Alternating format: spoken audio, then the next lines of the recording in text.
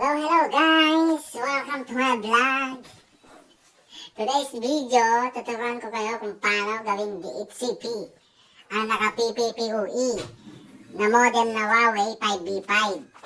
Ngayon, punta ka lang dito sa my Chrome. Ngayon guys, pindutin nyo lang to, sundan nyo lang. Type nyo lang ito, 192.168.100.1. Yan guys, tapos username niya, alam niyo na yan. Dito sa username, Telecom Admin. Yung password niya is Admin Telecom.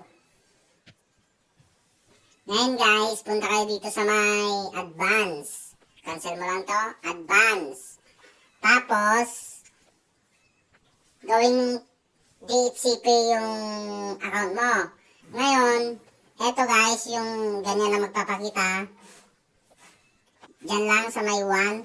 Ngayon guys, i-check nyo lang ito. I-check nyo lang yan. Tapos delete. Tapos, ang gawin nyo ulit is mag-new kayo. New. Tapos, i-uncheck nyo ito. Enable VLAN. Tapos, i-check nyo itong mga to. SSID1. SSID1. Tapos, LAN 1. Check nyo yan dapat. Kasi sa akin, hindi may mapindot yan kasi naka-LAN to LAN sa akin. Check nyo yung LAN 1, LAN 2, LAN 3, LAN 4. Tapos, apply. Yun lang guys. Thank you.